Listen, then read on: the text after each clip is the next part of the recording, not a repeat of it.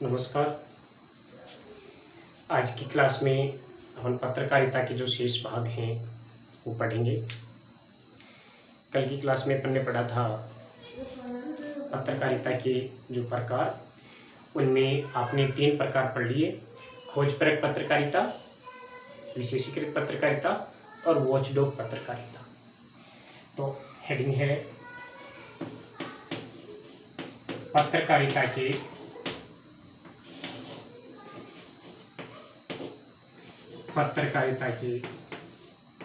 प्रकार।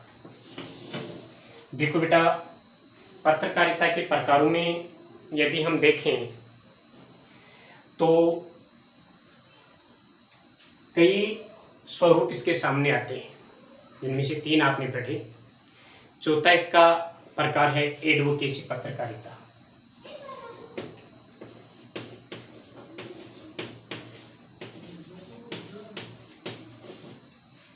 एडवोकेसी पत्रकारिता। देखिए बेटा, एडवोकेसी पत्रकारिता में क्या होता है, इसमें जब एक समाचार एजेंसी के द्वारा या यूं कहें पत्रकारों के द्वारा या एक समाचार संगठन के द्वारा किसी मुद्दे पर एक लोगों की राय जान करके उनके बारे में उनके मत को प्रकट करना। यानी इसमें क्या होता है कि एक विशेष कोई मुद्दा होता है, कोई घटना होती है, जैसे किसी राजनीतिक दल के बारे में कि सरकार के द्वारा जो कार्य किए जा रहे हैं वो अच्छे हैं या बुरे हैं, या फिर किसी एक सामाजिक संगठन के द्वारा या कोई एनजीओ है उनके द्वारा जो कार्य किया जा रहा है, उसके बारे में लोगों से विचार विमर्श किया जाता है कि ये जो इनके द्वारा जो कार्य किया जा रहा है, यह कार्य उचित है कि अनुचित। आप कितने लोग इसके पक्ष में हैं और कितने लोग इसके विपक्ष में। तो ऐसी प्रतिक्रिया जानने के लिए जो पत्रकारिता की जाती है, जो कार्य किया जाता है, वो इसी श्रेणी में आता है। तो बेटा क्या होता है एडवोकेसी, कि जब किसी पत्रकार या किसी समाचार एजेंसी के द्वारा किसी विशेष मुद्दे पर, किसी विशेष घटना पर एक तरह का उसके विचारों को, विचारधारा या मुद्दे का या उद्देश्य को उठाकर उसके पक्ष और उसके विपक्ष में जो जनमत तैयार किया जाता है, उसके लिए लगातार जो प्रयास किया जाता है, ऐसी पत्रकारिता को एडवोकेसी पत्रकारिता कहते हैं। आज तो इस प्रकार की जो विचारधाराएं हैं वो समाचार एजेंसियों के द्वारा काफ़ी कुछ उठाई जाने लगी हैं। यानी बहुत से ऐसे प्रयास किए जाने लगे हैं, बहुत से ऐसे पत्रकारों के द्वारा प्रयास किए जाते हैं कि अलग अलग मुद्दों पर लोगों के अलग अलग राय लिए जाते हैं, लोगों की विचारधारा को प्रकट किया जाता है। तो क्या होता है बेटा एडवोकेसी पत्रकारिता में, कि जब किसी पत्रकार या समाचार संगठन के द्वारा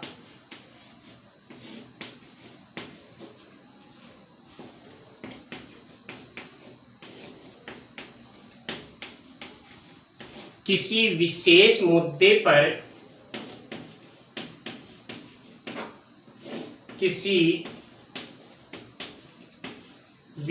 मुद्दे पर लोगों की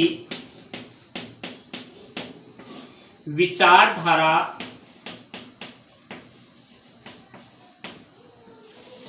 को जानने के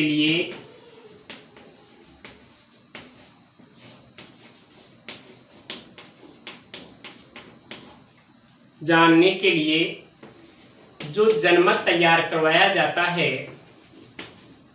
जो जनमत या लोकमत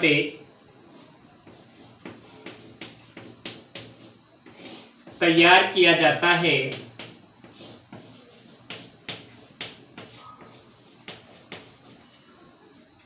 उसे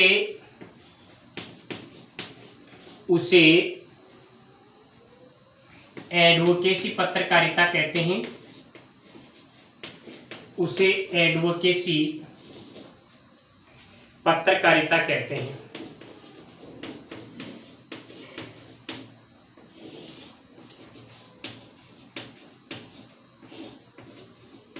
उसे एडवोकेसी पत्रकारिता कहते हैं।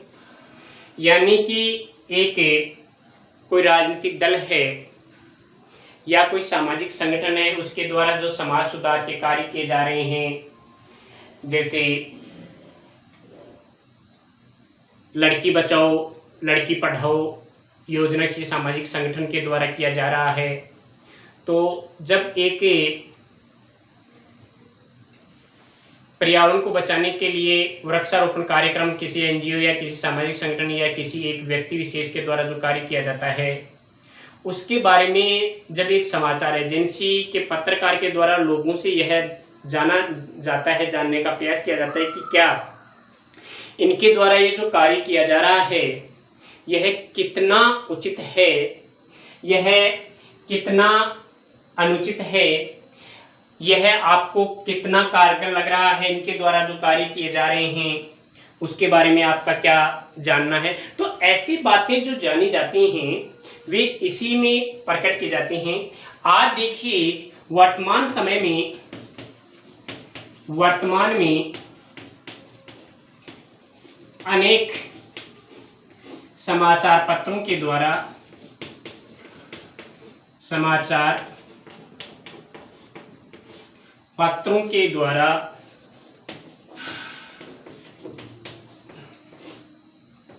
इस प्रकार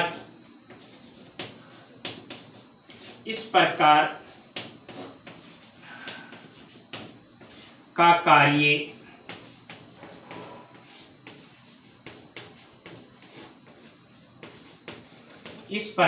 कार्य किया जाता है।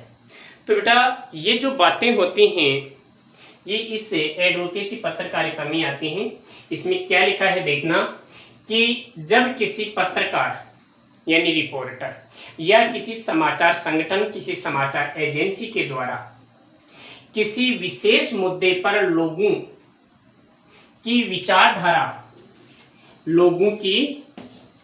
विचारधारा को जानने के लिए जो जनमत तैयार किया जाता है उसे एडवोकेसी पत्रकारिता कहते हैं। वर्तमान में अनेक ऐसे समाचार पत्रों के द्वारा इस प्रकार के कार्य किए जाते हैं, इसलिए ये एडवोकेसी पत्रकारिता कहलाती है। ये चौथा प्रकार हुआ पत्रकारिता का। अब पांचवा प्रकार है वैकल्पिक पत्रकारिता। पत्रकारिता का पांचवा प्रकार है वैकल्पिक पत्रकारिता। वैकल्पिक पत्रकारिता क्या होता है बेटा? यानी कोई कार्य अपन करते हैं, अपने लिए बहुत से विकल्प होते हैं कि आप ये करो या ये करो, यानी बहुत से में से एक चुनना होता है, 4, 2, 4, 5 में से एक चुनना होता है। तो इसमें क्या किया जाता है, हेडिंग लिखिए पहले तो वैकल्पिक पत्रकारिता।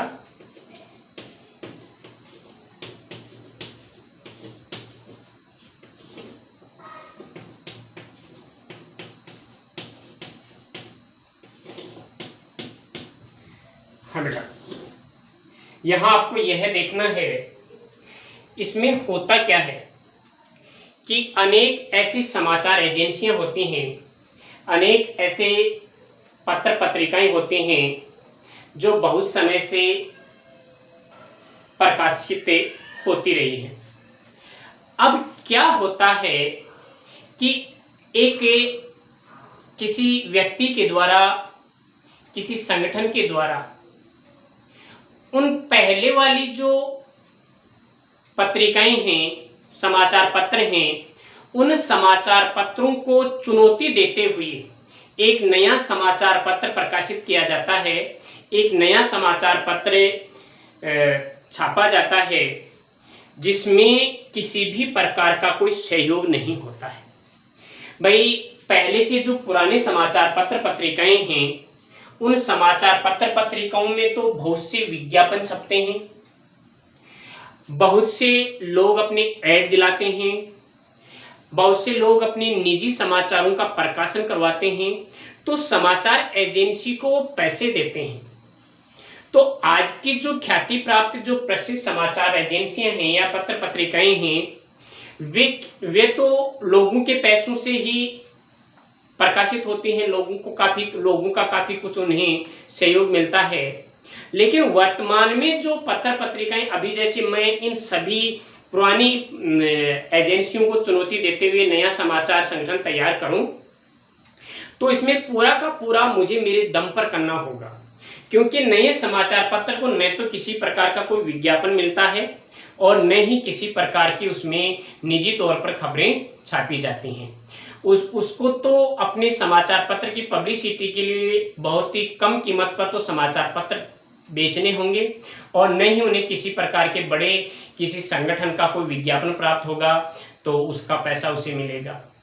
लेकिन जो पहले से चली आ रही हैं समाचार एजेंसियां, समाचार पत्र, उन समाचार पत्रों को तो बहुत सा बाहरी सहयोग होता है, सरकार भी अपना विज्ञापन वगैरह दिलाती है तो उसमें भी उसे सहयोग मिलता है, कोई बड़ी कंपनी दिलाती है, कोई बड़ी संस्थान स्कूल वगैरह दिलाती है, कोई व्यक्ति अपने बारे में कुछ छपवाना चाहता है तो उसे पैसे देते हैं। लेकिन नए समाचार पत्र पर कोई विश्वास नहीं करता, क्योंकि उसके लिए पाठक भी तो बहुत ही कम होते हैं। तो लोग तो अपनी पब्लिसिटी के लिए अपने समाचारों का प्रकाशन करवाते हैं। अब नए समाचार पत्र को कितने लोग पढ़ेंगे, क्या होगा, ये इस बात का विश्वास नहीं होता है। इसलिए लोग पुराने समाचार पत्रों को ही महत्व देते हैं, नए को नहीं। तो इसमें क्या होता है वैकल्पिक पत्रकारिता में कि जब किसी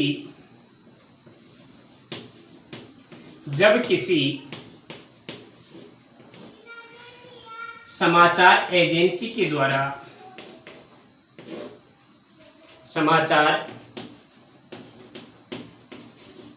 एजेंसी या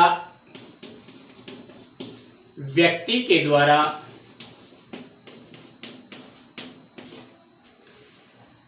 पूर्व में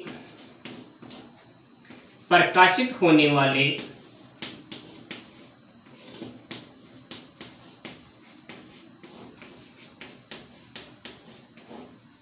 समाचार पत्रों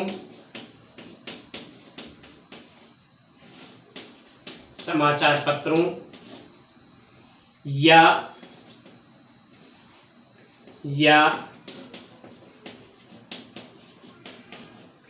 समाचार एजेंसी को चुनौती देते हुए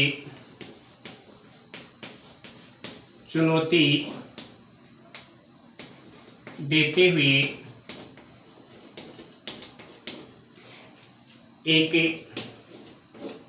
नई समाचार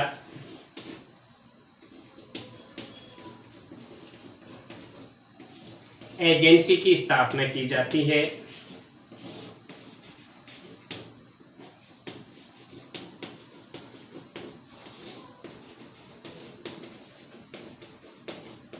नई समाचार एजेंसी की स्थापना की जाती है तो उसे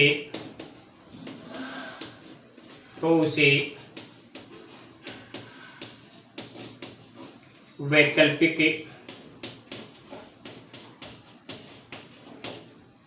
पत्रकारिता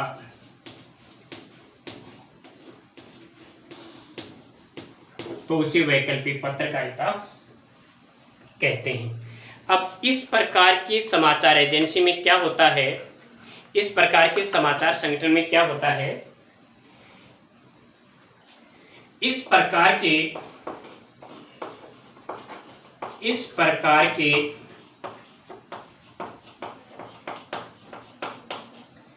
समाचार संगठन को न तो किसी प्रकार का बाहरी सहयोग प्राप्त होता है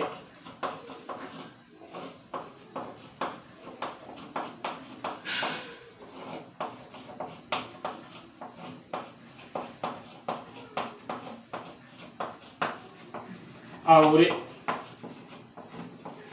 न ही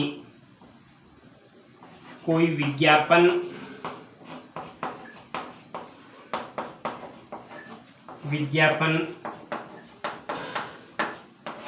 इत्यादि का प्रकाशन किया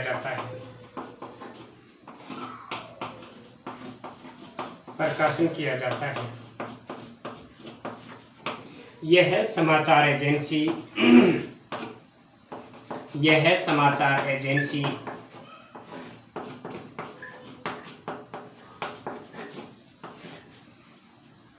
किसी व्यक्ति या संगठन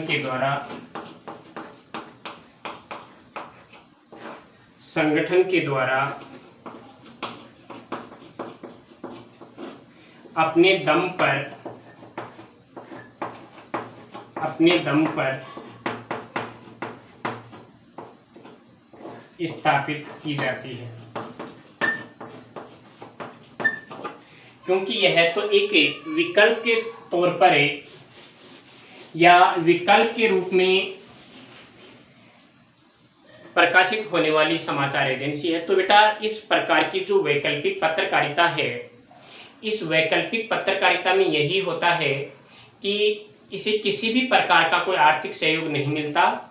यह समाचार एजेंसी तो पूर्व में स्थापित समाचार एजेंसियों को चुनौती देते हुए स्थापित की जाने वाली समाचार एजेंसी होती है, इसलिए यह पूरी की पूरी अपने दम पर स्थापित की जाती है। इसमें किसी भी प्रकार का कोई आर्थिक सहयोग समाचार एजेंसी को या किसी व्यक्ति को नहीं मिलता है, क्योंकि नया नया जो भी कुछ स्थापित होता है उस पर लोगों का विश्वास भी नहीं होता है। इसलिए इसमें इस प्रकार की जो घटनाएं हैं वो देखी जाती हैं, तो इसे ही वैकल्पिक पत्रकारिता कहते हैं। अब छठवीं जो समाचार ये पत्रकारिता का जो छठवां प्रकार है, छठा है, वह है पीठ पत्रकारिता। छठा क्या है? पीठ पत्रकारिता।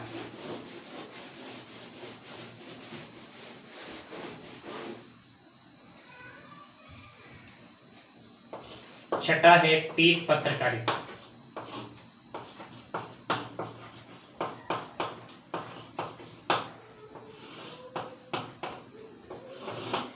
Yellow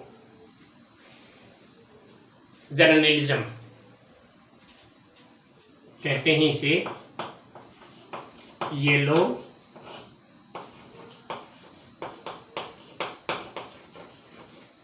journalism. देखो बेटा इसमें क्या होता है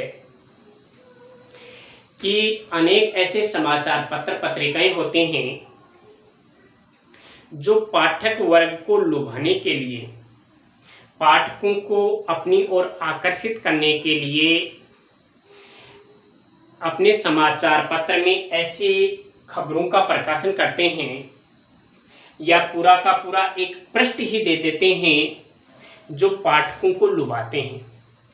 पाठकों को आकर्षित करने के लिए अपने समाचार पत्र में ऐसे रंगीन पृष्ठ दे देते हैं या फिर ऐसे लोगों की खबरें छाप देते हैं जिनमें लोगों का काफ़ी कुछ इंटरेस्ट होता है, रुचि होती है, और ये लोग उसके बारे में अधिक से अधिक जानकारी जुटाने की प्रयास भी करते हैं। इसमें देखो बेटा जी होता क्या है कि समय समय पर हर एक चीज़ की आवश्यकता हुआ करती है। समाचार एजेंसी के द्वारा ज़्यादा से ज़्यादा पाठकों को अपने समाचार पत्र से जोड़ने के लिए क्या किया जाता है कि वे या तो उसमें लुभावने समाचार छापते हैं, रंगीन पृष्ठ दे देते हैं, लुभावने समाचार छापते हैं, और बड़े व्यक्तियों के बारे में समाचार छापते हैं, उनके शादी विवाह पार्टियों के बारे में छाप देते हैं, प्रेम प्रसंग से संबंधित बातों का उसमें प्रकाशन कर देते हैं, या किसी व्यक्ति के द्वारा किसी प्रकार का जो आरोप प्रत्यारोप होता है उस आरोप प्रत्यारोप को भी उसमें इस लगा दिया जाता है। तो ये जो चीज़ें होती हैं ये चीज़ें इसमें देखी जाती हैं। तो बेटा पीठ पत्रकारिता क्या होती है कि जब किसी समाचार एजेंसी के द्वारा अपने पाठकों को लुभाने के लिए, आकर्षित करने के लिए जो अफवाहें होती हैं, जो आरोप प्रत्यारोप होते हैं, लोगों की निजी जो बातें होती हैं, झूठी अफवाहों को, व्यक्तिगत आरोप प्रत्यारोप को, प्रेम प्रसंगों को, प्रेम कथाओं को, या फिर जो फिल्मी गपशप होती हैं उनको, या फिर जैसे कार्टून वगैरह होते हैं उन सबको ज़्यादा महत्व देते हैं। तो उनका उद्देश्य होता है समाज में अपना, यानी लोगों के बीच में अपनी पत्रकारिता की पब्लिसिटी करना। इस प्रकार की जो पत्रकारिता की शुरुआत 19वीं शताब्दी के अंत में मानी जाती है, और ये सबसे पहले इस प्रकार की पत्रकारिता अमेरिका में प्रकाशन हुई थी। देखिए बेटा आप देखते हैं कि अपना जो पंजाब केसरी आता है वो इसी श्रेणी का अखबार आता है, उसमें फिल्म इंडस्ट्री से जुड़ी हुई बातें ऐसी ज़्यादा आती हैं, तो एक रंगीन पृष्ठ अपने अलग से देते हैं। तो क्या होता है पीठ पत्रकारिता में कि जब किसी समाचार पत्र के द्वारा, जब किसी समाचार संगठन के द्वारा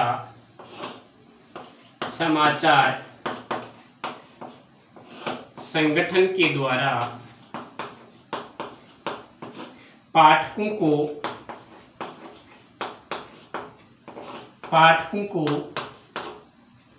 लुभाने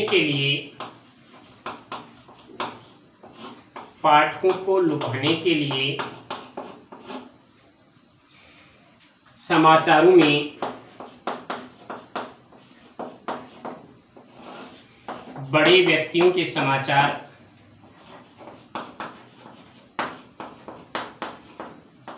बड़े व्यक्तियों के निजी जीवन से जुड़ी बातें,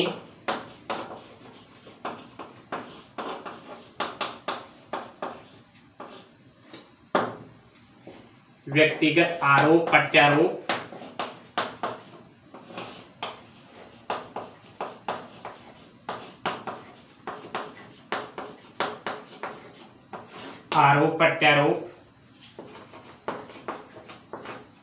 प्रेम कथाएं,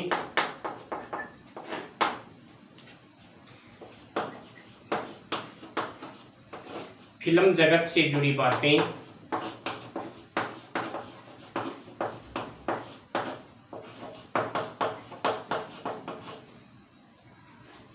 इत्यादि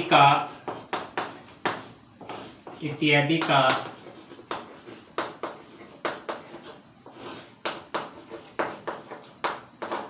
प्रकाशन किया जाता है, इत्यादि का प्रकाशन किया जाता है। इस प्रकार की पत्रकारिता की शुरुआत, इस प्रकार की पत्रकारिता की शुरुआत 19वीं शताब्दी के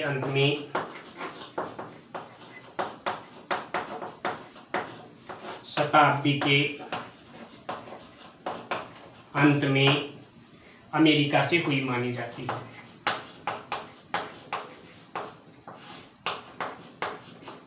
अमेरिका से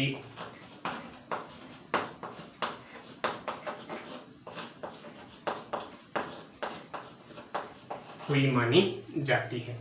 तो बेटा देख लेना, ये पीठ पत्रकारिता का स्वरूप है कि पाठकों को लुभाने के लिए जब किसी समाचार एजेंसी के द्वारा ज़्यादा से ज़्यादा समाचारों का प्रकाशन किया जाता है, तो ये जो समाचार होते हैं वो इसी श्रेणी के समाचारों में गिने जाते हैं। अर्थात ये समाचार मूलतः पाठकों को लुभाने के लिए इस प्रकार के समाचारों का प्रकाशन किया जाता है, तो उसे ही पीठ पत्रकारिता कहते हैं।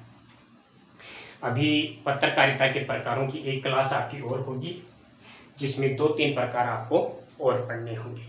धन्यवाद।